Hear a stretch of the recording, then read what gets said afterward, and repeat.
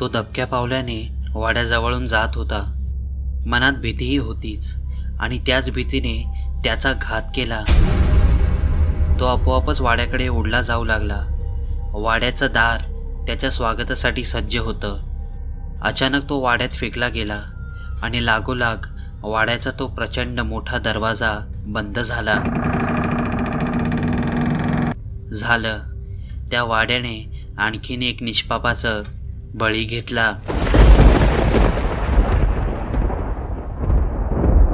हा वाडा आता जरी पछाडलेला असला तरी एकेकाळी या वाड्यात खूप सुखशांती नांदत होती. हा वाडा होता गावचे सरपंच वसंतराव इनामदार यांचा.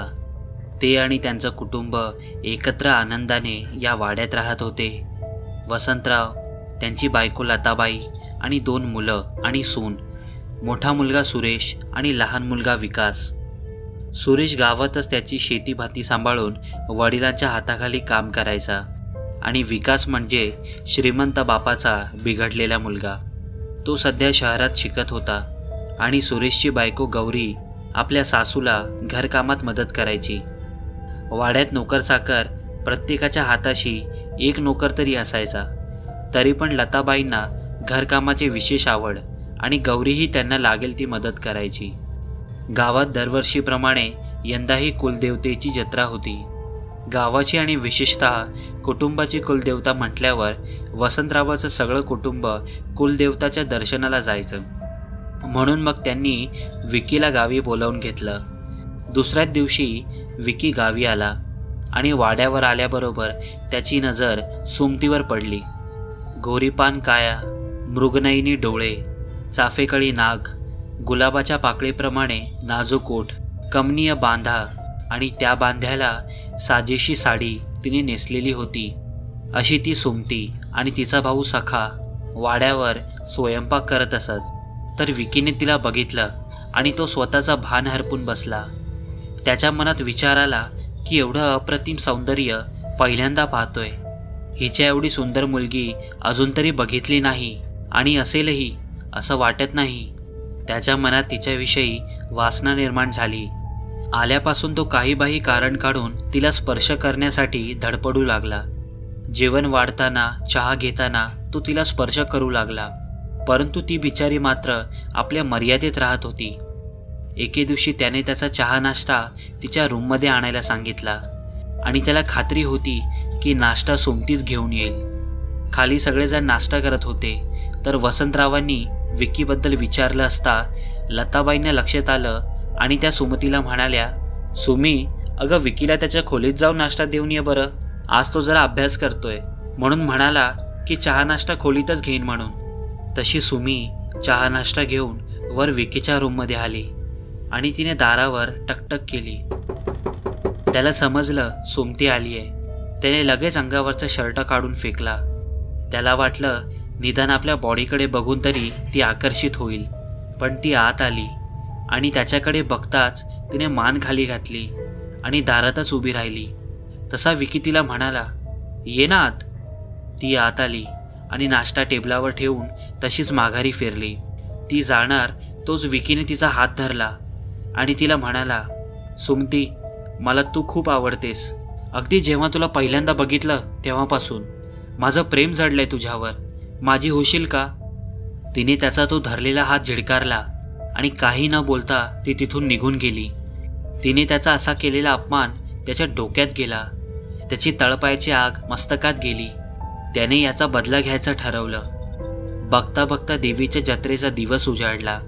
विकी आज सकाळपासून रूममध्ये झोपला होता. लताबाई त्याला उठवायला गेल्या असता तो त्यांना म्हणाला की, आई, मला बरं वाटत नाहीये. डोकं खूप दुखतंय आणि गरगरतंय ग. मी घरीच थांबतो. त्यावर लताबाई म्हणाल्या, ते सगळं ठीक आहे बाळा, पण घरी तू एकटा कसा थांबणार? तुझा नाश्ता, जेवण, तुला काही हवं नको ते कोण बघेल? आज तर सखा आणि सुमतीला पण सुट्टी दिली आहे. सखाला बोलवलं असतं पण त्याला पण बरं नाहीये. मी पण थांबले असते, पण देवीची पूजा आमच्याच हातून आहे ना. बरं तू थांब, मी सुमतीला निरोप धाडते, ती येईल, तू आराम कर. असं म्हणून त्या निघाल्या. खाली येऊन त्यांनी वसंतरावांना सगळं सांगितलं. त्यांनी सुमतीला निरोप पाठवला. तशी सुमी वाड्यावर आली. ती खरं तर येणार नव्हती, पण सखाच्या सांगण्यावरून ती आली. ती येताच लताबाईंनी तिला सगळं समजावून सांगितलं आणि ते सगळे निघाले. इकडे सुमती जरा घाबरूनच होती. तिने चहा नाश्ता तयार केला आणि ती विकीच्या रूममध्ये जायला निघाली. ती रूमच्या दारापर्यंत आली, पण तिचं आत जायचं धाडस होईना. तिने दारावर टकटक केली. तसा विकी मुद्दामूनच म्हणाला, ये सखा, आत ये. तशी ती आत आली. तिला बघत उगाच आश्चर्याचं आव्हानात तो तिला म्हणाला, सुमती तू? मला वाटलं की सखा आहे. त्यावर सुमती म्हणाली, नाही, अण्णाला बरं नाहीये म्हणून मग मीच आले. काहीसा विचार करून विकी म्हणाला, सुमती, त्या दिवसासाठी खरंच खूप खूप सॉरी यार. मला प्लीज माफ कर.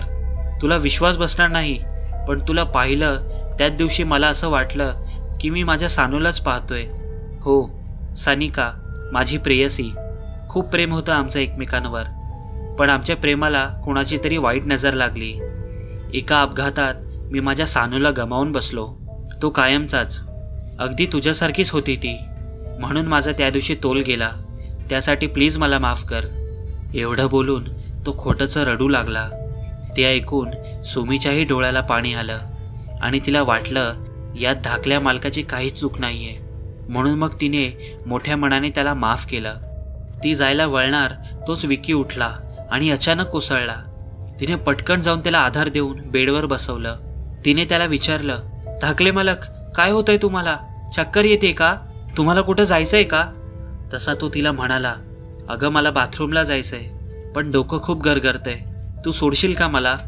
तशी ती म्हणाली, ठीक आहे, मी सोडते तुम्हाला. तिने त्याला उठवलं. तसा त्याने तिच्या खांद्यावर हात ठेवला. ती जरा बिथरली. मग तिने त्याला बाथरूमपर्यंत सोडलं आणि परत बेडपर्यंत आणून सोडलं आणि काही लागलं तर हाक मारा असं म्हणून ती खाली जायला निघाली. तिच्या त्या स्पर्शाने तो उत्तेजित झाला होता. आता मात्र त्याला धीर निघेना. तो दबक्या पावलाने खाली आला. ती स्वयंपाकघरात आपलं काम करत होती. गोरीपान काया, सुडोल बांधा. त्यात तिने साडी नेसून पदर थोडा वर खोचला होता. त्यातून तिचं रूप अजूनच खुलून दिसत होतं. त्याला आता असह्य झालं. तसंच त्याने मागून जाऊन सुमतीला धरलं. अशा अचानक झालेल्या स्पर्शाने ती घाबरली आणि लगेच बाजूला झाली आणि त्याला म्हणाली, धाकले मालक, अहो सोडा मला, काय करताय तुम्ही? त्यावर विकी तिला म्हणाला, अगं राणी, मला बळजबरी करायची नव्हती ग, खरंच, पण तू खूपच पवित्रपणाचा आव्हानत होतीस की मला हे करणं भाग पडलं. असं म्हणून तो तिच्या आणखी जवळ जाण्याचा प्रयत्न करू लागला. तोच तिने सनकन त्याच्या कानाखाली मारली. तसा तो 2 पावलं मागे सरकला. सुमती त्याला म्हणाली, अरे नराधमा, तुझी नियत मी आधीच ओळखली होती, पण इतके दिवस दुर्लक्ष केले, पण आज तू हद्दच केलीस. त्याने तिच्याकडे बघितलं आणि त्याने तसंच तिला उचललं आणि आपल्या रूममध्ये घेऊन गेला. तिला तसंच बेडवर पाडलं आणि तिला म्हणाला, तुझ्यापेक्षा कितीतरी चांगल्या मुली माझ्यावर मरतात आणि तू आता गप्प बसून मला साथ दे, नाहीतर तुझ्याकडे दुसरा मार्ग नाही आहे. असं म्हणून तो राक्षस हसू लागला आणि ती जोरजोरात ओरडू लागली, पण तिचा आवाज ऐकणारं तिथे कोणीही नव्हतं. आजूबाजूचे सगळे लोक देवीच्या जत्रेला गेले होते. ती रडू लागली, ओरडू लागली, पण त्या नराधमाला तिची जरासुद्धा दया आली नाही. तिने त्याला पुरेपूर विरोध केला, पण त्या राक्षसापुढे तिची शक्ती कमी पडत होती. मग ती मनातच देवाचा धावा करू लागली. पण अशा वेळी देवही कसा गप्प बसतो काय माहीत. तिला होणारा त्रास पाहून त्याच्यात अजूनच उत्साह संचारत होता. शेवटी ती थकली आणि निश्चित पडली. शेवटी तो थांबला. मग त्याला वाटलं की हिला असंच जिवंत सोडलं तरी सगळ्या गावात बोभाटा करेल आणि बाबा आपल्याला पोलिसातही द्यायला कमी करणार नाही, शिवाय घरातूनही हाकलून लावतील. असा विचार करून त्याने सुमतीचा गळा दाबून तिचा जीव घेतला आणि वाड्याच्या मागच्या बाजूला तिचं प्रेत गाडलं. संध्याकाळी जेव्हा सगळे घरी आले तेव्हा आल्या आल्या लताबाईची नजर सुमतीला शोधू लागली. त्यांनी विकीला विचारलं तर त्याने हात वर केले. मग त्यांना वाटलं की कदाचित गेली असेल घरी, म्हणून मग त्यांनी दुर्लक्ष केलं आणि त्या आणि गौरी रात्रीच्या स्वयंपाकाला लागल्या. रात्र व्हायला आली तरी सुमती अजून घराकडे का आली नाही या विचाराने सखा तिला शोधायला वाड्यावर निघाला. तो वाड्यात आला. हॉलमध्ये वसंतराव पेपर वाचत बसले होते. तर सुरेश आपला काम करत होता. त्याला पाहताच वसंतरावांनी त्याच्या तब्येतीची चौकशी केली, पण त्याचे डोळे सुमतीला शोधत होते. वसंतरावांनी विचारलं असता त्याने त्यांना सुमतीबद्दल सांगितलं. तसं वसंतरावांनी गौरी आणि लताबाईंना आवाज दिला. त्यांना विचारलं, पण त्या दोघींना पण सुमतीबद्दल काहीच माहीत नव्हतं. तेव्हा त्यांनी सुरेशला विकीला बोलावून आणायला सांगितलं. विकी आला. त्यांनी विकीला विचारलं तर तो म्हणाला की मी सकाळपासून रूममध्येच झोपलो होतो. सुमतीने मला दुपारचं जेवण रूममध्येच आणून दिलं होतं आणि त्यानंतर मात्र ती मला दिसलीच नाही. मग मात्र सगळे चाट पडले. सुमती वाड्यावर नाही, घरी पण नाही, मग गेली कुठे?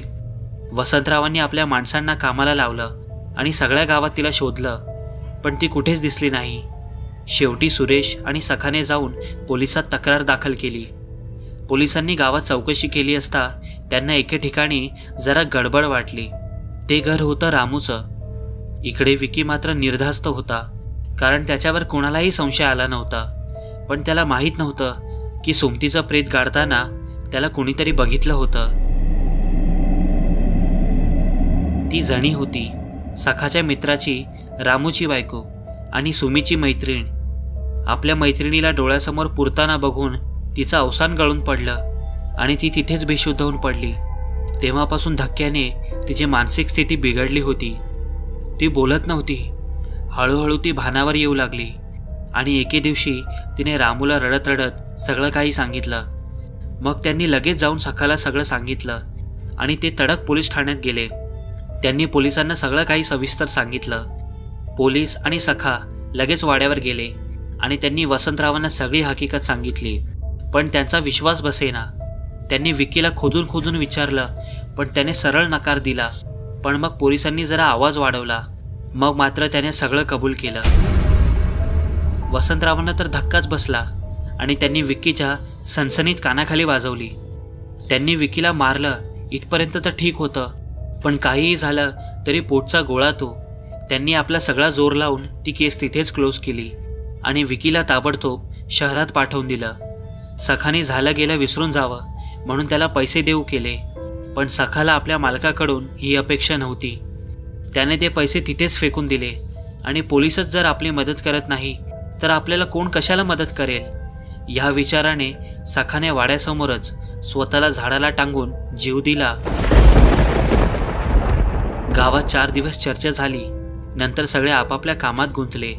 त्यानंतर मात्र वाड्यात चित्रविचित्र प्रकार घडू लागले. कधी स्वयंपाकघरातून भांडी पडल्याचा आवाज येऊ लागला, तर कधी रात्री कोणाच्या तरी रडण्याचा, ओरडण्याचा, किंचाळण्याचा आवाज येऊ लागला. काही जणांना तर वाड्यात सुमती दिसू लागली होती.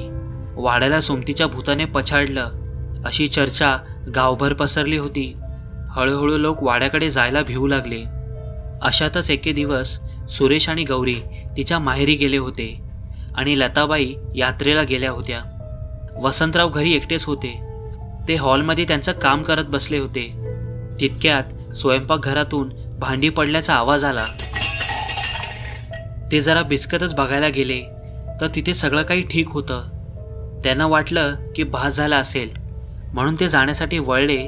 तोच अचानक कुणाच्या तरी किंकाळण्याचा आवाज आला. तसे ते अजूनच घाबरले, पण मग लगेच त्यांनी स्वतःला सावरलं. ते आवाजाला त्या दिशेने जाऊ लागले. आवाज विकीच्या रूममधून येत होता. ते रूमजवळ आले. त्याने रूमचं दार लोटलं, पण आत सगळं काही व्यवस्थित होतं. ते आत आले तोच अचानक दरवाजा खाडकन बंद झाला. ते आता चांगलेच घाबरले आणि धावतच दरवाजाजवळ गेले आणि जोरजोरात दार बडवू लागले, पण तिथे दार उघडायला कोणीही नव्हतं. नंतर अचानक रूममधील वातावरण एकाएकी बदललं. सगळीकडे काळोख होता. वसंतरावांनी रूममधली लाईट लावली, पण लाईट लागेनाच. हळूहळू त्यांचा श्वास कोंडू लागला आणि पुन्हा एकदा किंचाळण्याचे आवाज येऊ लागले. अगदी जोरात, इतके की त्या आवाजाने त्यांच्या कानाचे पडदे फाटले आणि कानातून रक्त येऊ लागलं होतं. आणि अचानक ती समोर आली. अंगावर फाटकी साडी नेसलेली, मोकळे केस सोडलेली, हातापायावर ओरबडल्याचे जखमा झाल्या होत्या आणि त्यातून रक्त येत होतं. एकूणच तिचा हा भयंकर अवतार पाहून वसंतराव जागच्या जागीच गतप्राण झाले, कारण त्यांना हार्ट अटॅकचा त्रास होता. ते आधीच खूप घाबरले होते आणि त्यातच तिचं भयानक रूप पाहून त्यांना हृदयाचा तीव्र झटका आला आणि ते जागच्या जागीच गेले. सुमतीने तिच्या भावाच्या आत्महत्येचा बदला घेतला होता. दुसऱ्या दिवशी सकाळी लताबाई यात्रेवरून घरी आल्या आणि गौरी आणि सुरेश पण तिच्या माहेरून परत आले. पण त्यांना कुणालाच वसंतराव दिसले नाही, म्हणून सगळेजण त्यांना शोधू लागले. लताबाई शोधत शोधत विकीच्या रूमजवळ आल्या. तो रूमचा दरवाजा उघडाच होता. त्या दरवाजा ढकलून आत गेल्या. तो जमिनीवर वसंतराव पडलेले त्यांना दिसले. त्या जोरात किंचाळल्या आणि बेशुद्ध होऊन खाली पडल्या. त्यांचा आवाज ऐकून सुरेश आणि गौरी धावतच विकीच्या रूममध्ये आले. ते दृश्य बघून दोघेही कोसळले. वसंतरावांचे अंत्यविधी झाले. गावात सगळीकडे चर्चा पसरली की वसंतरावांना तिनेच मारलं. नाही म्हटलं तरी सुरेश, गौरी आणि लताबाईंना पण कुठे ना कुठे वाटत होतं की यामागे तिचाच हात असणार. थोडे दिवस गेले. तोच अचानक घरातला नोकर धन्या एकाएकी गायब झाला. नंतर दुसऱ्या दिवशी त्याच रूममध्ये त्याचं प्रेत सापडलं. आता मात्र सगळेच घाबरले, पण हळूहळू वातावरण शांत झालं. अशातच एक आनंदाची बातमी सगळ्यांना मिळाली. गौरीला दिवस गेले होते. आता तिची विशेष काळजी घ्यावी लागणार होती. म्हणून लताबाई गौरीला घेऊन स्वामी समर्थांच्या मठात गेल्या. तिथे एका महाराजांनी स्वामीच्या पायावरचा दोरा तिच्या हातात बांधला. एके दिवशी सुरेश वाड्यात एकटा होता. गौरी आणि लताबाई त्यांच्या नातेवाईकांना भेटण्यासाठी गेल्या होत्या. तोच त्यालाही स्वयंपाकघरातून भांडी पडल्याचा आवाज आला. त्याने जाऊन बघितलं तर सगळं व्यवस्थित होतं, पण अचानक कुणाच्या तरी किंचाळण्याचा आवाज आला. तो जरा बिचकलाच. तसा सुरेश घाबरट वगैरे अजिबात नव्हता, पण वाड्यात घडणाऱ्या विचित्र घटना आणि गावात होणारी चर्चा याने तो जरासा बिथरला होता. तो विकीच्या रूमजवळ पोचला. आवाज रूममधूनच येत होता. त्याने बघितलं तर दरवाजा उघडाच. त्याने दरवाजा ढकलला आणि तो आत गेला. तोच दरवाजा खाडकन बंद झाला. सगळं काही तसंच घडत होतं. इकडे गौरीचं मन थाऱ्यावर नव्हतं. तिला अस्वस्थ वाटायला लागलं, म्हणून त्या दोघी तडक तिथून निघून वाड्यावर आल्या. वाड्यात आल्या आल्या त्या सुरेशला शोधू लागल्या. गौरी खूप घाबरली होती. तिने लताबाईंना विकीच्या रूमकडे बघायला सांगितलं. तशा लताबाई धावतच विकीच्या रूमजवळ आल्या. मागोमाग गौरीही आली. रूमचं दार बंद होतं. लताबाई दार वाजवू लागल्या. इकडे सुरेशचा श्वास कोंडू लागला होता. तोच त्याला सुद्धा ती दिसली होती. आता मात्र त्याचं उरलं सुरलं अवसान गळून पडलं. तो जमिनीवर कोसळला. त्याला श्वास घेता येईना. इकडे या दोघी दार बडवून बडवून थकल्या.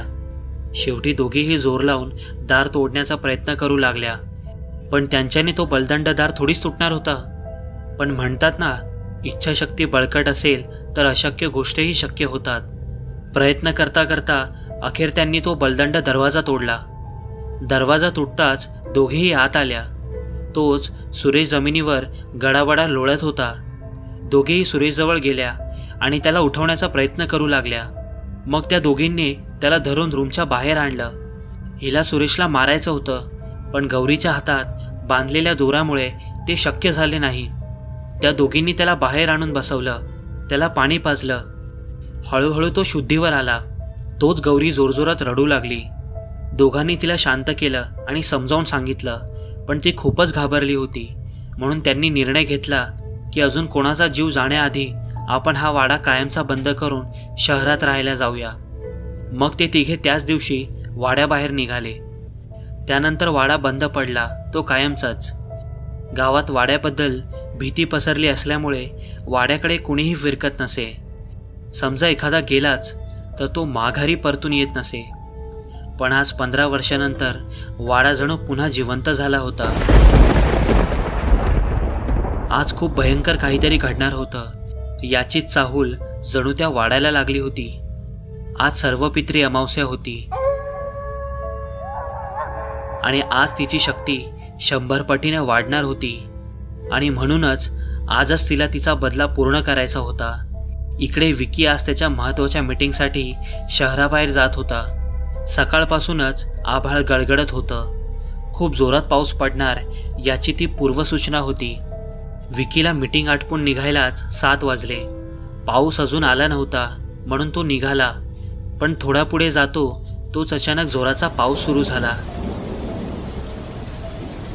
सगळीकडे काळोख झाला. त्याला रस्त्यावरचं काही दिसत नव्हतं. तरी तो वाट दिसेल त्या रस्त्याने गाडी पळवत होता. तोच एके ठिकाणी त्याची गाडी बंद पडली. त्याने प्रयत्न केला पण काही केल्या गाडी चालू होत नव्हती. म्हणून मग कंटाळून तो गाडीबाहेर बघू लागला. पण काळोख असल्याने बाहेरचं काहीच दिसत नव्हतं. म्हणून तो गाडीतून खाली उतरला. पण पावसाचा जोर खूप होता. त्याला तो मार सहन होईना. म्हणून त्याने गाडीचं दार उघडलं. पण दार उघडेच ना. दार आतून लॉक झालं होतं. शेवटी तो आडोशाला काही दिसतंय का ते बघू लागला. तोच एके ठिकाणी एक कंदील जळत होता. तो पळतच त्या दिशेने गेला. वाड्याचं दार उघडच होतं. जणू तो वाडा त्यालाच बोलावत होता. तो आत गेला. तोच जोरात वीज कडाडली आणि लख्ख प्रकाश पडला. त्याच प्रकाशात त्याला आपण कुठे आहोत हे समजलं आणि त्याला धक्का बसला. तो स्वयंपाकघरातून भांडी पडल्याचा आवाज आला. या अचानक आलेल्या आवाजाने तो घाबरला. तो हिम्मत करून स्वयंपाकघरात गेला. पण तिथे धूळ आणि जळमट सोडलं तर बाकी काहीच नव्हतं. तो पुन्हा मागे जायला वळतो ना वळतो तोच कुणाच्या तरी किंचाळण्याचा आवाज आला. त्याने आवाजाच्या दिशेने जाऊन बघितलं तर आवाज विकीच्या रूममधून येत होता. आता मात्र त्याची भीतीने गाळण उडाली. तो परत जायला निघणार तोच तो अचानक एके जागी थबकला. जणू काही त्याला कुणीतरी वश केलं असावं आणि भान हरपल्यासारखं आपल्या रूमकडे जाऊ लागला. रूमचं दारही उघडच होतं. तो आत गेला आणि लागोलाग दरवाजा खाडकन बंद झाला. आणि तसंच तो भानावर आला आणि आपण कुठे आहोत याचा अंदाज घेऊ लागला. आणि हळूहळू त्याला दिसू लागलं. मग त्याला समजलं की आपण आपल्याच रूममध्ये आहोत जिथे आपण सुमतीवर अत्याचार करून तिचा जीव घेतला होता. तसाच तो दाराकडे धावला पण दार बाहेरून बंद होतं. तो जोरजोरात दार बडवू लागला पण त्याचा काही उपयोग झाला नाही. तो हताश होऊन खाली बसला. तोच हळूहळू त्याच्या रूममधलं वातावरण बदलू लागलं. दारा खिडक्या बंद असूनही तिथे थंडी जाणवू लागली. त्या थंडीतही त्याला दरदरून घाम फुटला. तिथे कोबट जाळ्यासारखा दुर्गंध पसरला आणि त्याचा श्वास कोंडू लागला. तो गडाबडा जमिनीवर लोळू लागला आणि तोच अचानक तिथे ती आली. अंगावर फाटकी साडी नेसलेली, मोकळे केस सोडलेली, हातापायावर ओरबडल्याच्या जखमा झालेल्या आणि त्यातून रक्त येत होतं. लाल भडक डोळे आग ओकत होते. अशा तिला समोर पाहून तो तर केव्हाच गार पडला होता. तो उठून पुन्हा पळून जाण्याचा निष्फळ प्रयत्न करू लागला. पण त्याचा आता काही उपयोग नव्हता कारण आता तो तिच्या तावडीत चांगलाच सापडला होता. तो आता तिची माफी मागू लागला. तिच्यासमोर हात जोडू लागला. सुमती, मला माफ कर प्लीज. प्लीज मला माफ कर. मी गुन्हेगार आहे तुझा. पण मला एकदा, फक्त एकदा माफ कर. पुन्हा अशी चूक माझ्याकडून कधीच घडणार नाही. मी वचन देतो तुला. पण प्लीज मला माफ कर ग. जाऊ दे मला. आता मात्र ती तिचे दात विचकत जोरजोरात हसू लागली. माफी आणि तुला, तुझी माफी मागायची पण लायकी नाहीये. तेव्हा मी रडत होते, ओरडत होते की नाही धाकले मालक, मला सोडा, मला जाऊ द्या. पण नाही, तुझ्या तेव्हा राक्षस संचारला होता. माझ्या शरीराचे लचके तोडून पण तुझं समाधान झालं नाही तर माझा जीवही घेतलास तू. आणि तुला असंच जाऊ देऊ म्हणतोस? नराधमा, तुझ्यामुळेच माझ्या एकुलत्या एक भावाने पण जीव दिला आणि मी तुला सोडून देऊ? तुझा जीव घेतल्याशिवाय माझा आत्मा शांत होणार नाही. एवढं बोलून तिने त्याला वर उचललं आणि तसंच धाडकन जमिनीवर पाडलं. तो कळवळू लागला आणि त्याला तसं पाहून तिला आनंद होऊ लागला. तिने पुन्हा एकदा त्याला वर उचलून खाली पाडलं. यावेळी त्याच्या कमरेचं, मानेचं आणि हाताचं हाड मोडलं आणि त्याच्या तोंडातून रक्त येऊ लागलं. तो जोरात ओरडला. तिला आणखी आनंद झाला. नंतर तिने जवळच पडलेला रॉड उचलला आणि तसाच त्याच्या डोक्यात घातला. आता मात्र तो दणकन जमिनीवर आदळला. त्याच्या डोक्यातून रक्त येऊ लागलं होतं. थोडा वेळ तसाच पडून तो पुन्हा उभा राहिला. तोच त्याला काही कळायच्या आतच त्याच्या पोटातून काहीतरी आरपार झालं. ती भली मोठी गंजलेली तलवार होती आणि त्याच्या तोंडून शेवटची किंकाळी बाहेर पडली. आज तिचा बदला पूर्ण झाला होता. आज वाडा मुक्त झाला होता. आज खऱ्या अर्थाने ती मुक्त झाली होती.